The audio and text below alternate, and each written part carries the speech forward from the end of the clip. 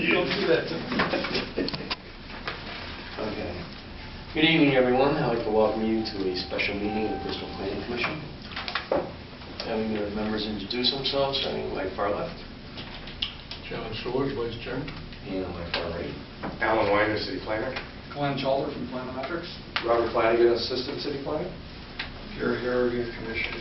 Jody Silsgagnon. Bill Bees, Chairman. And am I correct that this is not being recorded? Correct. There'll be minutes on it, so we'll take notes. Just of it. kidding. It's not Good. recorded. And there's Marie. All right. Not ready yet. First item on the agenda, update of the 2000 Plan of Conservation and Development. 1A, discussion of conditions and trends, booklet number 4. And there's really two booklets tonight. Conditions and Trends is an important part of the Plan of Conservation and Development because it really gives us an overview of some of the activities that are going on that are affecting Bristol. And so as we start thinking about making land use and other decisions for the future of the city, understanding what these things are is important. So I collected information here for us to talk about, but I think if we can move through booklet 4 and get to 6, because I think 6 is the meat of the matter, it would probably benefit overall. In the beginning of the booklet is an overview of the history of Bristol. I think it's important because you really get a chance to sort of understand the eras. And if you just jump ahead for a moment to the table which is on page 6 and look at how population has changed over the years, you can really start to understand how we went from an agricultural era to the Industrial Revolution, and then really through the industrial expansion of America, where Bristol played a very, very significant role until we get up to the 1970s when suburban trends and other things started to change and Bristol's growth started to flatten. So the history is going to be in the Plan of Conservation and Development so that people who start to look at the plan will have that information for reference. And so that's an overview, if you will, of some of the things that have happened and have gone on. On page 5, there's kind of an overview here that Bristol serves 2 regional roles. Some people see Bristol as a residential community, and it is. It has over 60,000 residents and over 25,000 housing units, so it definitely is a residential community. But it's also a regional employment center. Over 23,000 jobs in 1990. It's declined slightly since then because of the economic conditions that we found ourselves in after 2007. But jobs are showing an uptick right now, so there's been improvement in there. But I think it's important for us to understand that we serve these 2 roles. And you can see from the data down on the bottom that, Bristol attracts workers from a lot of other places, and we send workers to a lot of other places. So we are an integral and dynamic part of the region. And it's not just Bristol by itself that we need to think about. We need to think about the other things going on. On page 6 is the historic population census information. We have our own population projection model. We ran the numbers for Bristol, and we also looked at the state, Connecticut State Data Center projections, and those go through to the year 2025, and we extrapolated those out to 2040. But they're both showing population declines or decreases. And the main reason for this is that we're aging. So if we have housing units that are occupied by older people generally don't have as many children as younger people, and as a result, birth rates are declining. And so if you look at the chart on page 7, you can see how births have fluctuated. That's the blue bars. And we can see the baby boom. See it back there in 1955? That was the baby boom, height of the baby boom. And then we have the baby boom echo, which is in 1990. Those are the children of the baby boomers. And just as there was a valley around mid-70s and 1980, we're headed into a valley again. Simply because there aren't that many women of childbearing age. Because of that, there'll be fewer births.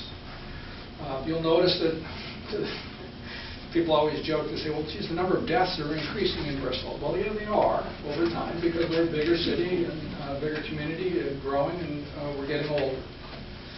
The interesting thing on the bottom of page 7 is that we're able to look back at the number of births and deaths that occurred in different decades and calculate the change of population that occurred as a result of what's called natural change. So all of the other change that happened in a decade it can be attributed to net migration. So in the 50s and 60s, Bristol was growing because we were attracting 2,400 to 3,700 people in a 10-year period. But since 1970, again, there's been net migration, which has been negative. And again, we'll talk about that in a little bit. If you go to page 8, we're able to take the census data, and just listen to me for a second here.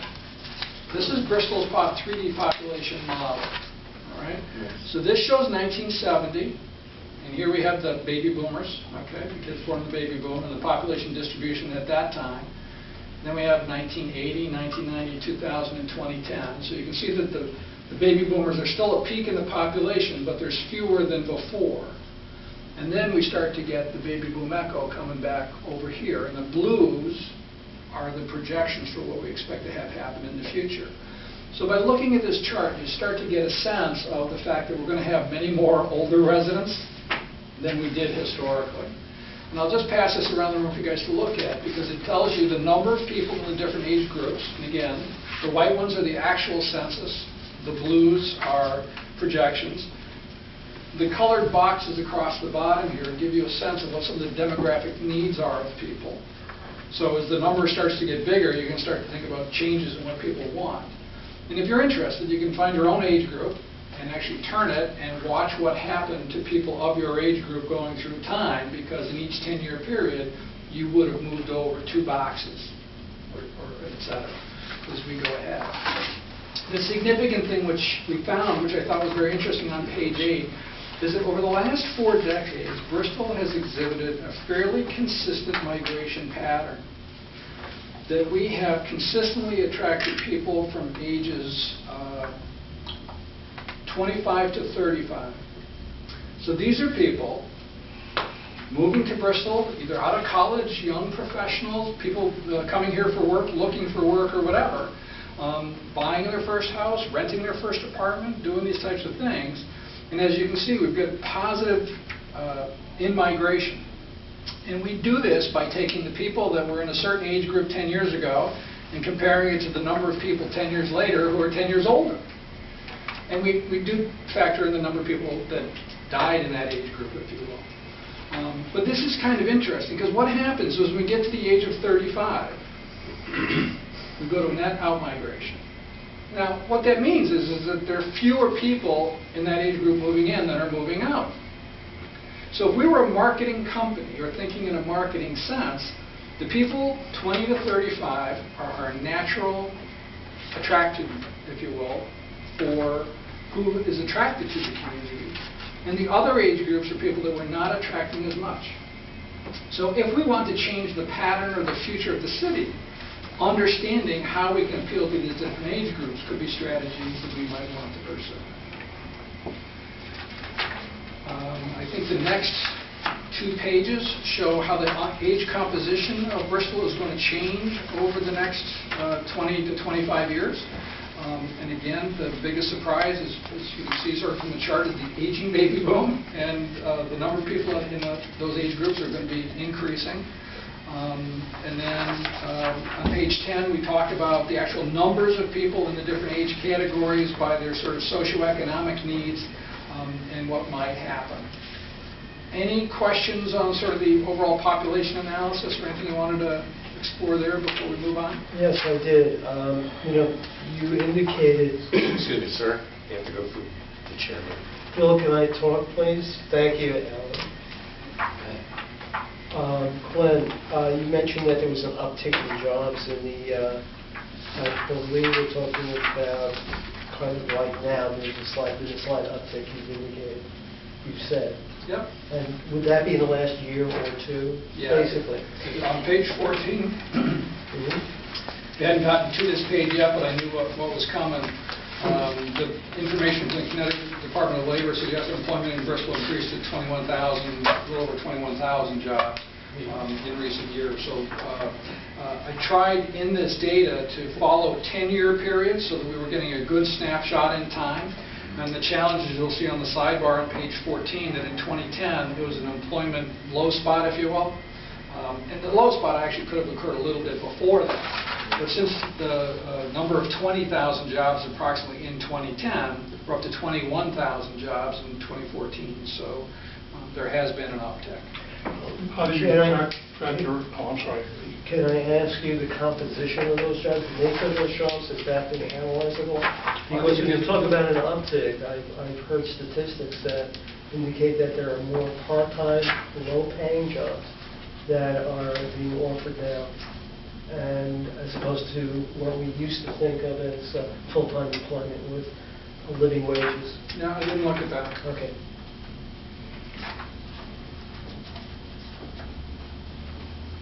How do you account for self-employment? The Department of Labor statistics keep track of people that they consider to be employed, whether self-employed or working in companies or other business operations, government, etc. So I report their data because it's the But they're in this in a figure somewhere. they're in here and classified by the nature of the work that they would be doing. So, for example, in what I do, I would fall under a service business, and even though I'm self-employed, in a sense, it would show up Okay. under that category. If I may, a couple of quick observations. One, you may recall that we looked at some of this demographic information before we brought Glenn on board, when we were looking at 2010 census data and looking at it, comparing it to previous decades. And so the changing demographics that is really represented in the model and in the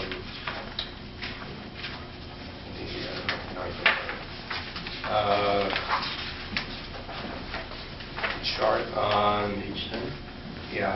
on page 10. You may recall that we had done a similar analysis where we'd taken census data from 1990 and 2010 and sort of followed five-year cohorts. So if you were 12 years old in 1990, or in 2000 you'd be 10 years older, and then where are you in that age group? And you may recall that we track the same information, and this kind of reaffirms it, that there is a pattern that's emerged in terms of people, what age groups tend to be moving in and who's moving, what age groups are moving out and when they're moving out. So this, again, I think this kind of reaffirms the information you've seen previously. And the other information I think is important and is really kind of key here. You go back to page 5 about employment. Again, you may remember we looked at that as well. And if you take the chart at the bottom and you break it out into 3 categories: people who both live and work in Bristol, people who live in Bristol but work elsewhere, or people who work in Bristol but live elsewhere, the numbers are even more revealing. So if you take out the 7,171 people who both live and work here, the people who live in Bristol but work out of town is almost 23,600. And the number of people who live out of town but come to work in Bristol is just under 13,000. And if you may recall, when we looked at those numbers from, I think it was 20, 30, 40 years ago, the numbers were the other way around.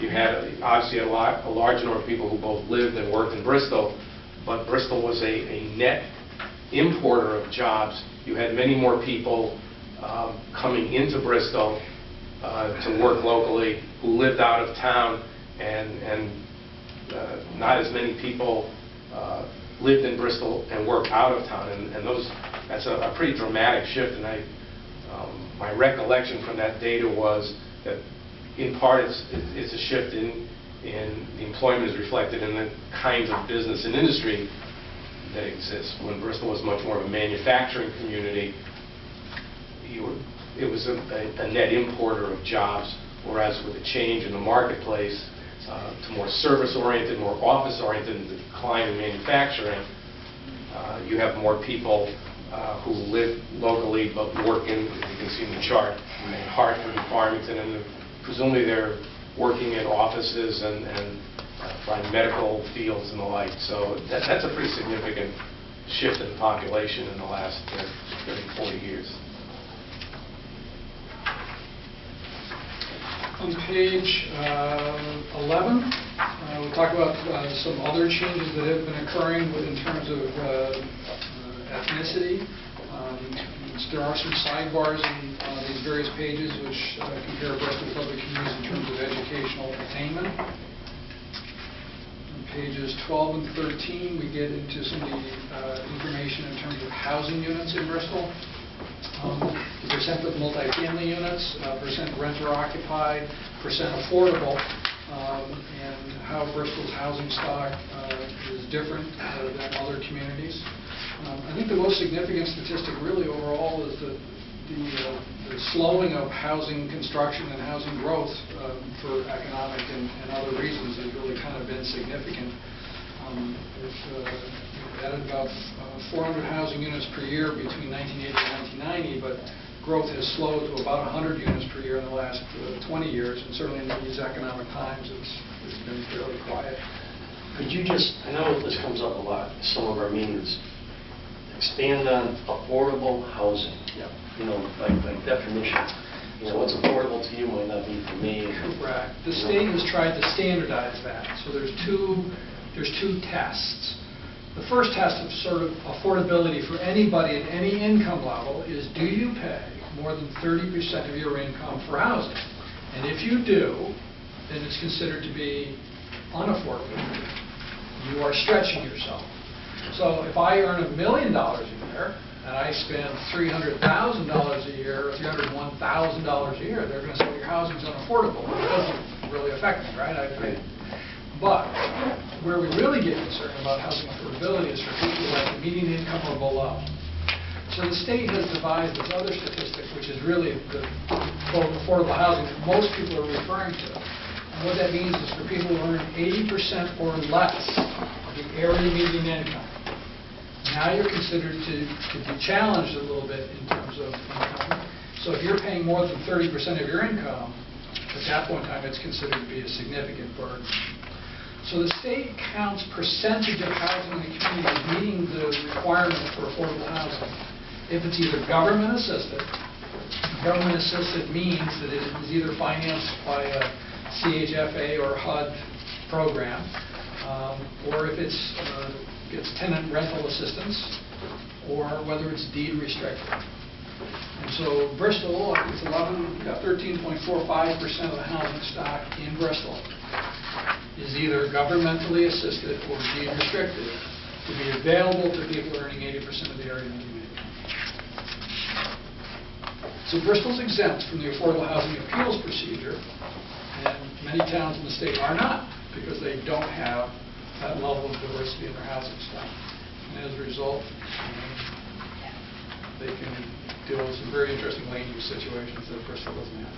Mike, could you just touch briefly on the affordable housing appeals and just very briefly, just so, because I know it's not something that the city encounters, but just... So if Bristol did not have 10% of its housing stock meeting the affordability criteria, the developer could come in and on any piece of property in town propose affordable housing on it and would not have to comply with the city zoning regulations. They could propose what they wanted, where they wanted, and it's a whole new application process, because normally in a land use decision, the commission has the benefit of the doubt, and if there's an appeal, the other party bears the burden of proof to explain why the commission acted wrong. In affordable housing, the tables are turned. So if the commission is going to deny an affordable housing application, the burden's on them to prove why it wasn't appropriate. So you can understand if the courts are going to tell the commission that they didn't like what you did, how that could make you feel. And so this is why this affordable housing appeals procedure is a controversial issue around the state and many towns, because the state gets to kind of call the shots. So having more than 10% is a benefit for Bristol in that regard. Okay, hold on one second. I didn't see your hand, I'm sorry. That's okay. I appreciate you letting me interject. Are you familiar with the housing report, the final draft from the CCRPA, where it addresses transportation in terms of housing affordability. Apparently the state is looking differently at the scale of affordability if you include transportation costs coupled together with housing. There's a different ratio there, so they examine New Britain. I tried to find the exact number because I know the number is considerably different than the 30% when you factor in the transportation. I just couldn't flip. I'll find it before the meeting's over. I know it's in my hand. I'll go look at that report because I want to make sure that that is important information. After housing, which is typically the #1 expense of a household, transportation is not far behind. It's all relative to transit-oriented development. Which I think to some extent what Sean's observation speaks to, and maybe you can explain to the commission,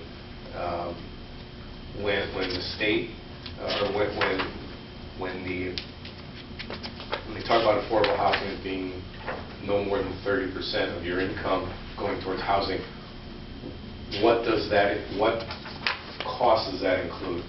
It's not just simply your mortgage payment. Utilities. It doesn't include an allowance for utilities.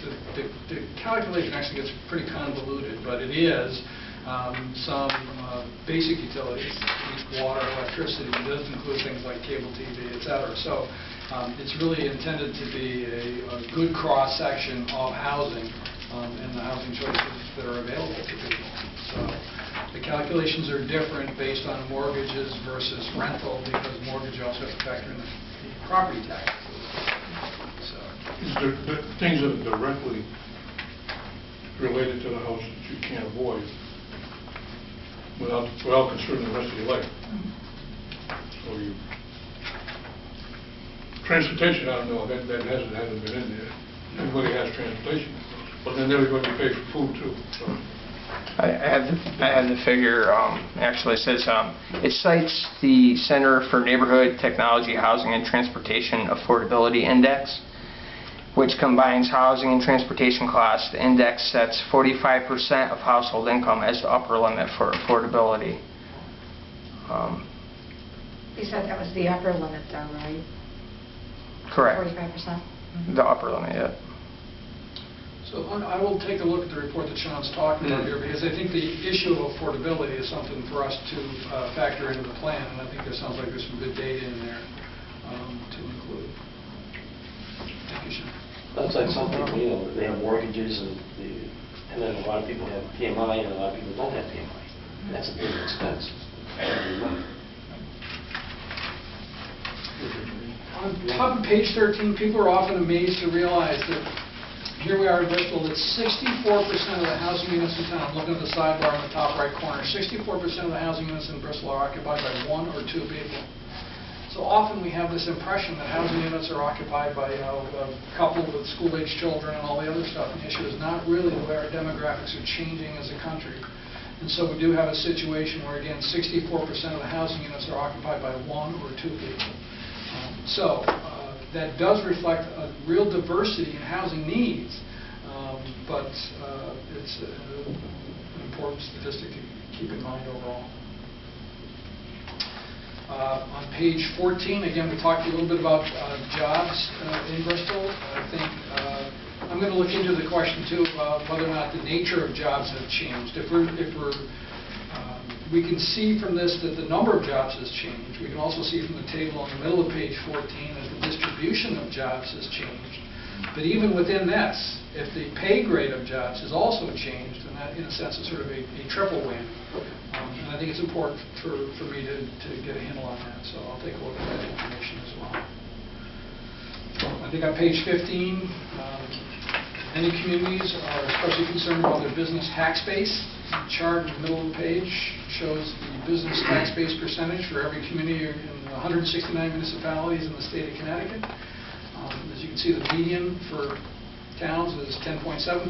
The average overall is 17%. And almost 19% of the tax base in Bristol is business. So we have a stronger tax base than a number of other communities. So that's fortunate for us because businesses share in the tax burden of the community overall.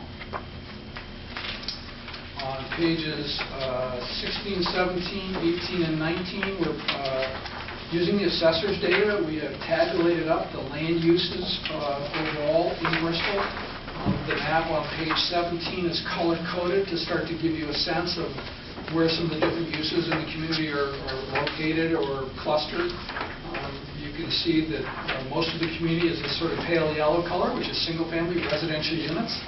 And so clearly, again, we're a residential community for a lot of things and for a lot of reasons. The dark green colors are areas which are reserved or preserved as open space in some way, shape, or form, including parks or water supply lands or other things like that. The purples and reds are our business areas. So we can see from the top right, if you will, headed in on a diagonal, that's Farmington Avenue, Route 6, with the business uses along it. We have the business area in downtown, the rainbow colors, if you will, in terms of the different land uses. The white areas on the map are properties which don't have a land use today. So it means that there's not a house on them. And the property across the street is the white area. It is in the middle of downtown. Doesn't have any land use on it at the present time. So this will start to give us a sense of some of the land use patterns that exist in the community and the fabric that we're working with. And as we make land use decisions, ways and places that we might want to consider making some of these decisions. And then the map, which is on page 19, is the zoning map. And this has been simplified, but it starts to give you a sense of what our land use vision is that's expressed in the zoning map. The yellow and white and green colors are coded as residential areas, and this is where residential development is encouraged and required. And then the reds and purples and the browns are commercial industrial areas or mixed-use areas or higher density residential areas as well. And so these are the areas that growth of that type might be promoted. So these are marked as draft, both of these maps, because we're in the process, again, of working through the assessor's database to review and make sure that we get this data correct as we move forward. But I think in terms of, for our purposes, for community planning, we were comfortable releasing this for discussion and considerations. Without getting into the minutiae of the land use map, there's a fairly significant portion of the hoppers that's shown as vacant, and that's open space.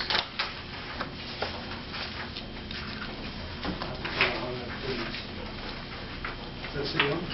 Yes.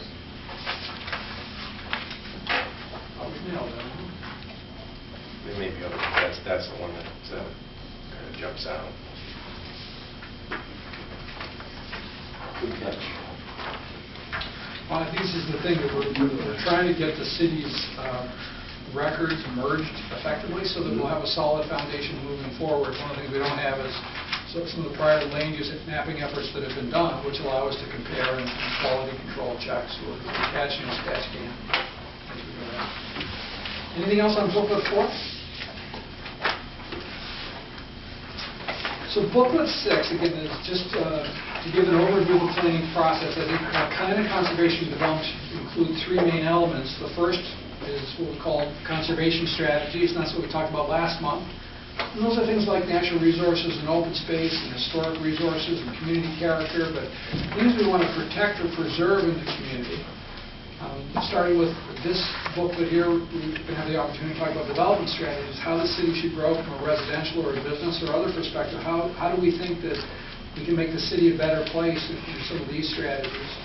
And then the next booklet to come will be what we call infrastructure strategies, and that's going to deal with things like transportation and utilities and community facilities, et cetera.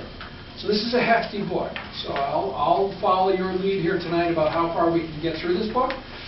But I think the development issues are some of the key issues kind of facing the city. Pages 2 and 3 are just an executive summary for people who didn't want to read through the entire 37 pages. So I'm prepared to skip past that if you are. So starting on page 4, what I've done here is I've taken the housing and residential development strategies from the 2000 Plan of Conservation and Development. And I've used the red text to suggest some wording changes or to set the stage for some of the issues that we're facing today that are different than from the way that they were expressed in the 2000 Plan of Conservation and Development. Again, the way most of the sections in the plan are currently set up is we have an overview, which kind of sets the stage. We have some key findings, conclusions, and issues. Again, those have been updated and adapted from the 2000 plan. And then I've proposed a series of goals and policies for your consideration and discussion. Any thoughts from the Commission on pages 4 or 5 where we're talking about the overview, the key findings, or any of the other information or anything else you think we should be including in here?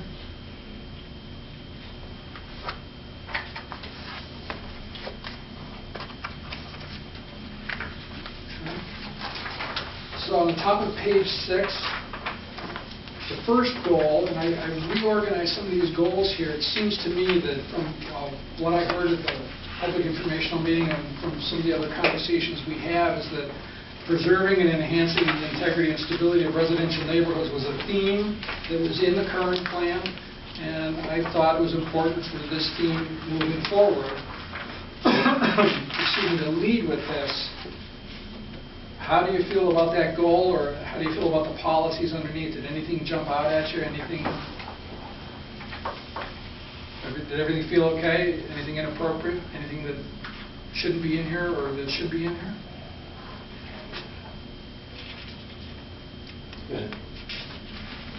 It's Steve Cohen, 331 Main Street. I'm just reading this here, and I'm reading number 8. Consider allowing established residential neighborhoods to maintain the same pattern of development as in the past, even though this might result in lesser setbacks, small lots, or multifamily units. Yeah, I would have a problem with that. I can tell you, living on Federal Hill for the last 20 years, I can give you several examples of why that's not a good idea. Just off the top of my head, Munchausen and Bartholomew Avenues was an older neighborhood where approximately 10 years ago this type of development was allowed. Multifamily homes on very small lots, tiny lots in fact. And what was created there was a modern day slum. And the police activity is constant over there. It has a high drug activity, high crime, and that's just one example. So I would think that that would not be a particularly good idea. So I think I view this wording slightly differently, and I think that it's important for the Commission to talk about it, is that sometimes in zoning, we establish zoning districts in places, and so, for example, there could be places in Federal Hill that the zoning district there is, looks like it's R15. So there could be lots in there, though, that are 10,000 square feet, so they're non-conforming, or the yard setbacks, they're closer to the street than what the zoning currently requires. So if a new house was to be built, we would require it to be out of character with what's in the neighborhood. So a number of communities do this type of provision, and they say, okay, never mind what the zoning says. If the pattern in the neighborhood is the houses to be closer to the street than we allow, then we'll permit that to maintain the character of the street. So it's intended in most communities to be a neighborhood supportive thing, as opposed to having sort of a situation that something looks out of place. It's the building set back. It doesn't fit in with its neighbors. So that's the way I read it the first time. So I think, for the Commission to sort of ponder whether or not this wording is going to, whether it's reasonable or whether it should be in the plan, I think it's an excellent question. Glenn, the way this is written, it appears that this is a modification of an existing policy recommendation. Can you cite where in the current plan the previous recommendation was? I think it would be helpful to be able to compare what's in the plan now with what language, with this language. I wonder if that what might have been in the future land use plan. The two places that I was going to look. I didn't see it there. You decided, you looked at what the future land use. I looked in the housing section of the 2000 plan. Okay, I see, it's on page 81, the current plan, item 9, and this was a policy in the 2000 plan. Permit established residential neighborhoods to maintain the same pattern of development as in the past, even though this might result in small lots or multi-family lots.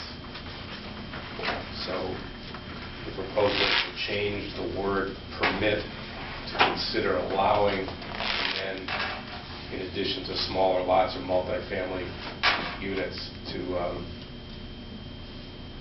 added the concept of lesser setbacks. So what he was saying about, correct me if I'm wrong, you were saying the pattern of the neighborhood could outweigh the zoning for that neighborhood in that particular area? That's what this recommendation is saying, is that if there's a historic pattern in the neighborhood, permit established neighborhoods to maintain the same pattern of development as in the past, even though this might result in small lots or multifamily units. Irregardless of the zoning. Well, That's the question. How do you read this? I think the way this ended up getting implemented was, as an example, you have the zoning regulations have a mixed residential zone, right, which is an overlay zone, and that overlay zone was established in areas where this commission, or with the zoning commission, had identified areas where there were already small lots, for example, neighborhoods of 5,000 square foot lots. And that by creating this overlay, this mixed residential overlay zone, you basically acknowledge that in those areas where there's already a pattern of small lots, that pattern should be maintained. And it was done specifically by not creating a whole new zone, but an overlay zone in certain, so while the underlying zone might have been R10 or R15, which would require a 10,000 square foot lot or 15,000 square foot lot, the RM zone was overlaid, again, not everywhere, but in those places where you had this existing pattern of small lots, as an example. And the commission basically said that pattern of, in this instance, single-family houses on small lots should be maintained. I think this provision, or this policy, provided some of the basis for doing that. It's not intended to create multifamily neighborhoods in areas where the predominancy is single-family. It's to, again, to try to maintain the character of existing neighborhoods based on if people agree that that's a desirable pattern to maintain, whether it's small lots or setbacks closer to the street rather than farther away, or 2- and 3-family houses as opposed to 1-family houses because the neighborhood's already got that. The commission's policy in 2000 was, under those circumstances, the city should consider allowing that kind of pattern to continue in those areas. So Not changing the pattern in new areas. So if there's this overlay and those areas have been identified, can we not refer to, and I don't mean refer to it specifically by area, but, you know, you've identified those areas and that's what will be considered. I think Just make it a little bit more clear that there are some boundaries. I think what Marie's maybe referring to is maybe adding some language that would refer to the, with the use of overlay zones. Well, I think in the plan, You don't want to get that. yeah, it seems to me if you're establishing a policy, I mean, that could be an implementation tool. But again, the question is, what's the policy? You know, is that, well, first question, is that a policy you want to continue? No. And if it's a policy you want to continue, then does the way this is written, you know, carry out that policy, or do you think it's not clear? Do you think it's too broad, or do you feel that it's a policy that's, you know, that you don't want to maintain? But it's a current policy now, and Glenn is proposing or suggesting to consider modifying some of the terminology, but maintaining the concept of the policy. Go ahead. Yeah, I have a major problem with that, because I would argue that any place this has been implemented in the overlay zone has been a problem and a huge failure. 11 Summer Street is another example. 11 Summer Street is a situation where we had an 11-unit apartment building that was demolished, and in its place rose a 6-unit apartment building with 2 parking spaces. And the building's been open less than 6 months, and there's already been police activity over there and arrests and so on. And same goes for Munchausen Avenue, and same goes for Bartholomew Avenue, and there's other places too. So the whole idea of the overlay zone, I have a problem with. I've seen it firsthand. It causes nothing but problems. I don't think this policy should be continued.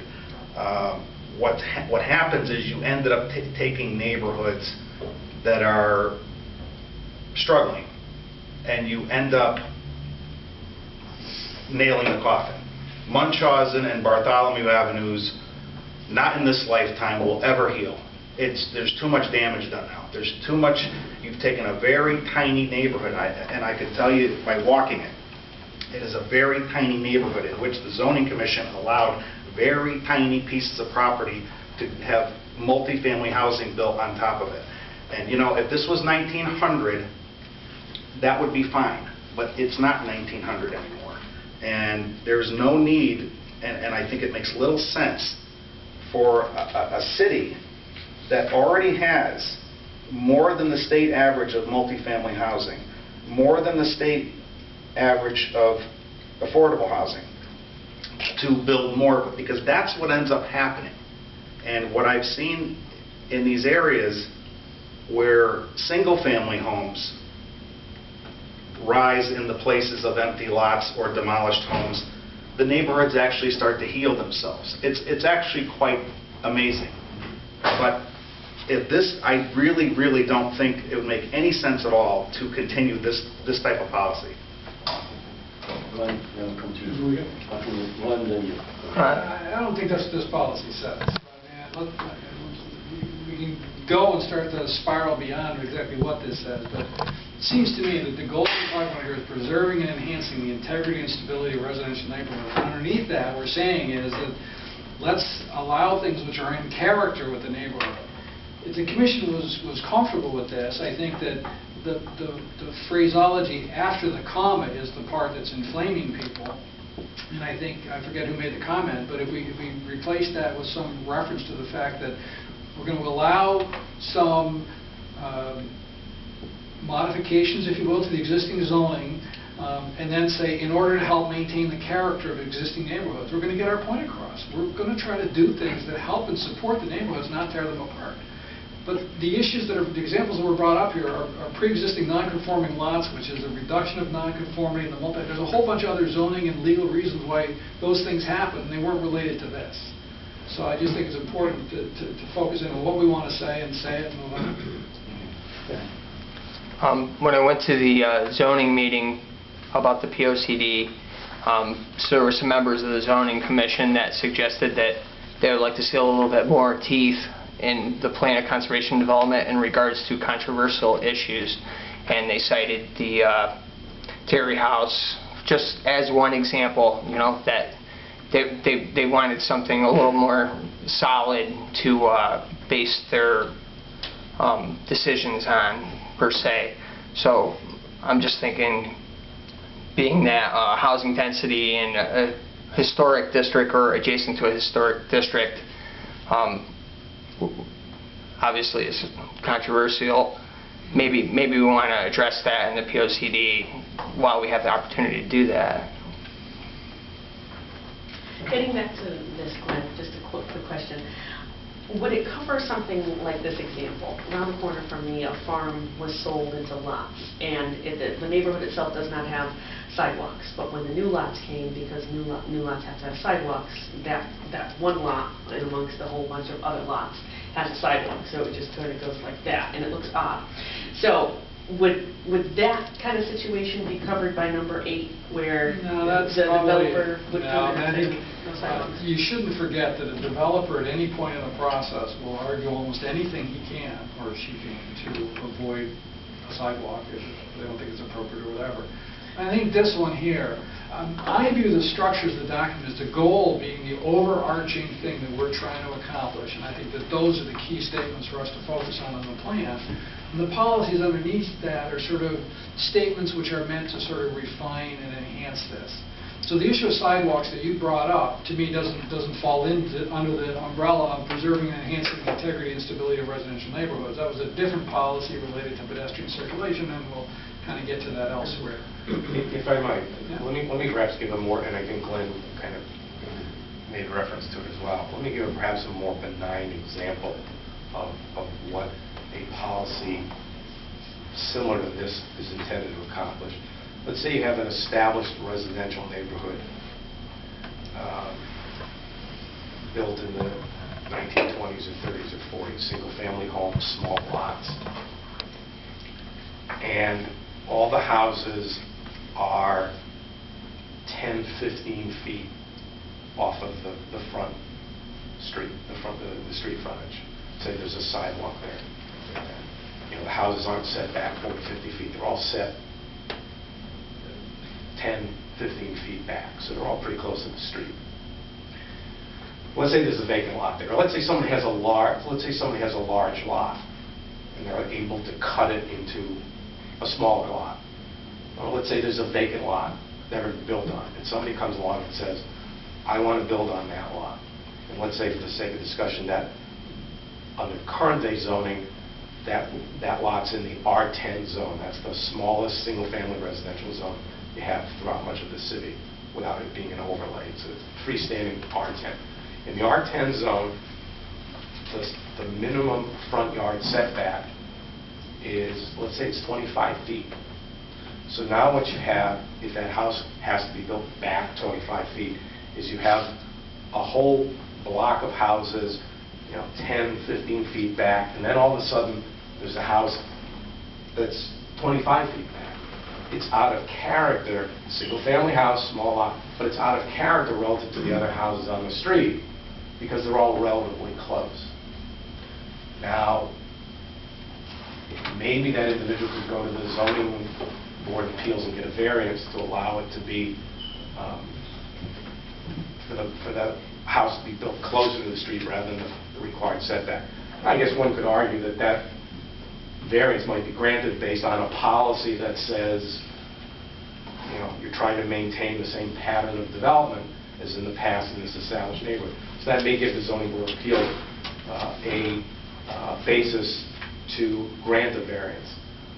But in the absence of that some kind of policy like that, you're going to have a bunch of houses fairly close to the street, and then you're going to have one house sitting way back. Now, that may not make a difference to anybody, but I think the intention is that you're trying to, there's a certain character to the various residential neighborhoods, and part of that character is what the house looks like, which way it faces, what the style of the house is, where it sits on the lot, and a policy similar to this, if not exactly the same as this, is intended to recognize that there are going to be instances where it's going to be appropriate to allow something that is, for lack of a better term, at variance with what the city's zoning regulations may allow. Now, if the idea of multifamily units is too controversial or small lot, well, then again, maybe you want to consider modifying this in some way to better represent what you feel should be the appropriate policy. So I think listening to the discussion, my proposal for your consideration would be to strike everything after the comma and replace it with, in order to help maintain the character of existing neighborhoods. Well, you got that Consider allowing established, so it would read as follows. Consider allowing established residential neighborhoods to maintain the same pattern of development as in the past in order to help maintain the character of existing neighborhoods.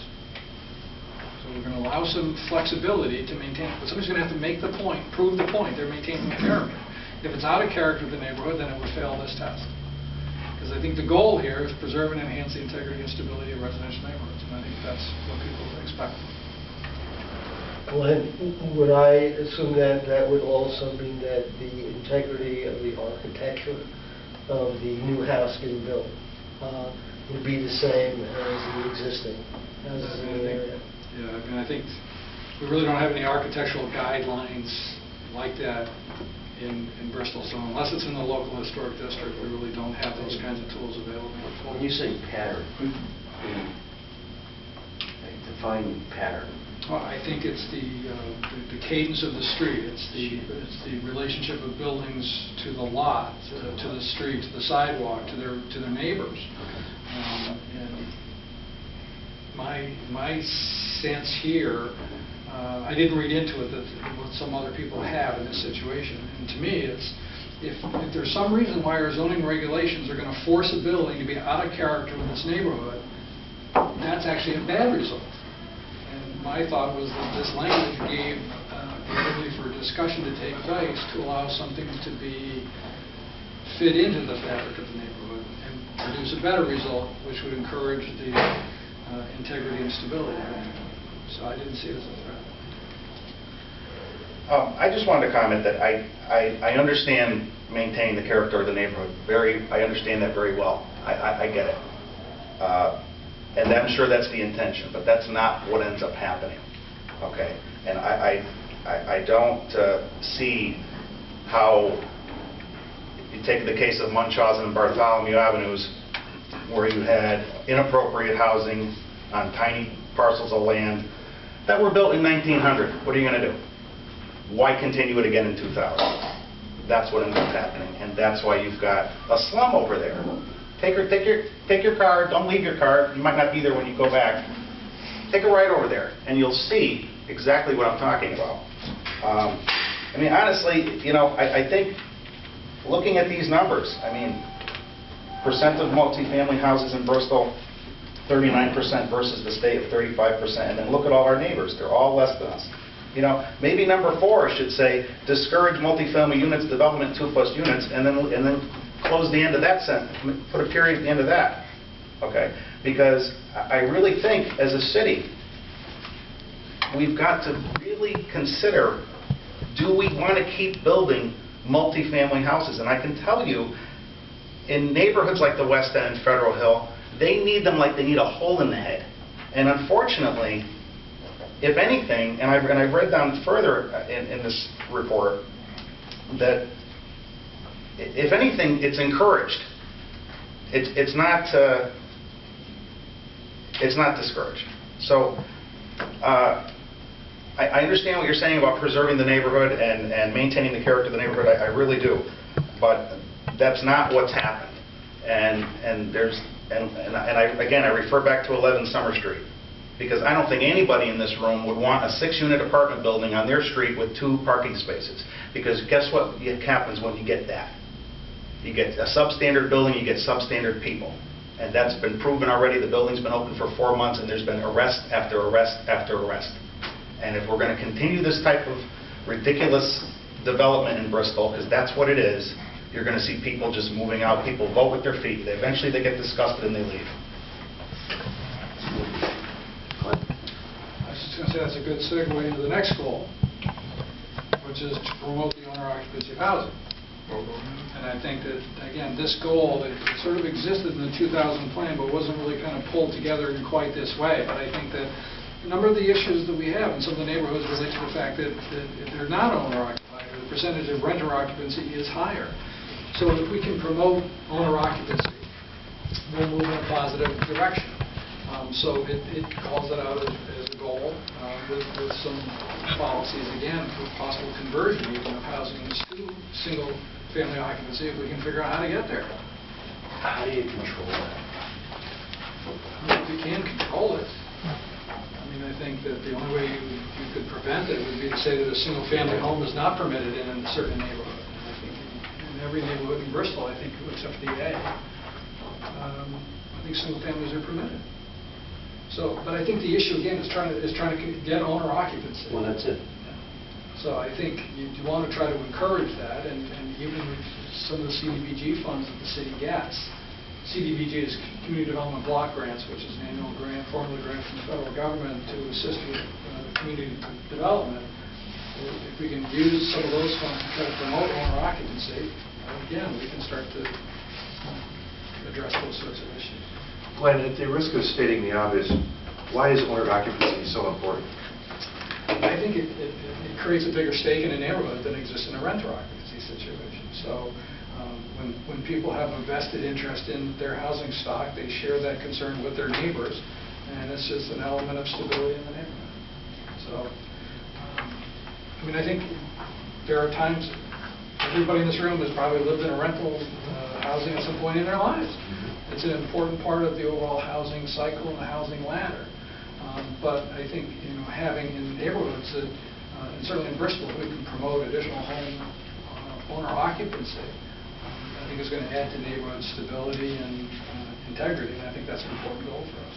I think particularly in Bristol, my observation being here a year is the absentee landlord and the landlord not having a vested interest living on the property or living in the neighborhood. It seems to be an issue. Big issue.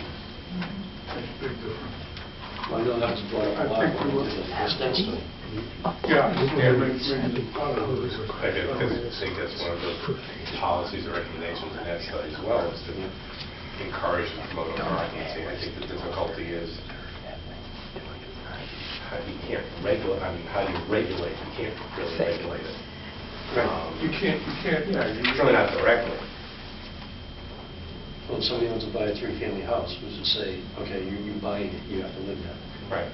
And so what that speaks to, again, keeping in mind that your plan of conservation and development isn't just simply a document that gets handed off to zoning and then they figure out how to write zoning regulations. It's a community-wide document, and that the city, some of the